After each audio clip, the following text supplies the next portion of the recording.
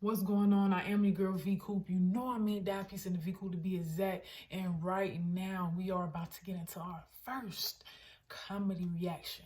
All right, this is George Carlin Germs in the immune system. Let's check it out. But make sure you like, make sure you comment, make sure you share, make sure you subscribe. Let's continue to grow. Let's continue to go. It's just one more way of reducing your liberty and reminding you that they can fuck with you anytime they want. As long as you put up with it. As long as you put up with it.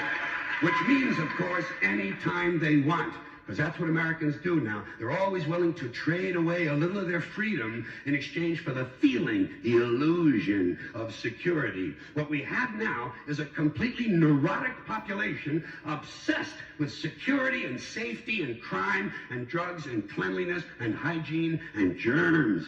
There's About to get into it. Another thing, germs. Where did this sudden fear of germs come from? In this country. Have you noticed this? The media constantly running stories about all the latest infections, salmonella, E. coli, hantavirus, bird flu, and Americans are... It's crazy because it's even bigger now with this coronavirus stuff than it was with all the stuff he just mentioned. They panic easily, so now everybody's running around, scrubbing this and spraying that, and overcooking their food and repeatedly washing their hands, trying to avoid all contact with germs. It's ridiculous, and it goes to ridiculous lengths. In prisons, before they give you a lethal injection, they swab your arm with alcohol.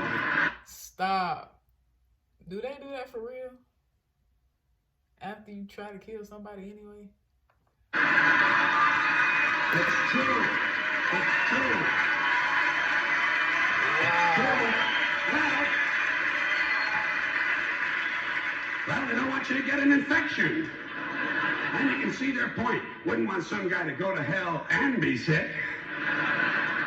Stop it. Stop it. Take a lot of the sportsmanship out of the whole execution.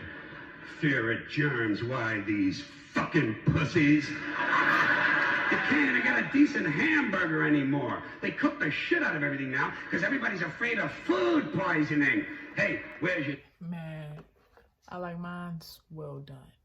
Sense of adventure. Take a fucking chance, will you? You know how many people die in this country from food poisoning every year? 9,000. That's all. It's a minor risk. For real? That's all? 9,000? That's all? Really? Take a fucking chance, bunch of goddamn pussies. Besides, what do you think you have an immune system for? It's for killing germs. But it needs practice. It needs germs to practice on. Bump that. You ain't about to practice on my immune system. So listen.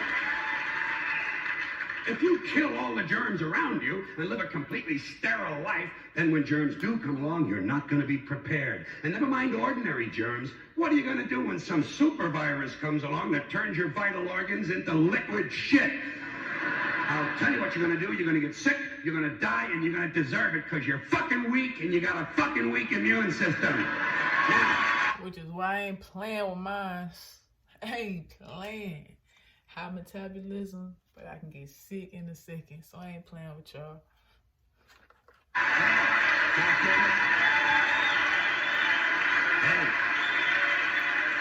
Hey. Let me tell you a true story about immunization, okay? When I was a little boy in New York City in the 1940s, we swam in the Hudson River, and it was filled with raw sewage, okay?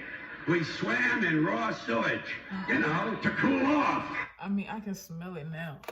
Just him saying that, I could smell it. No, man. I'm sorry you had to do that.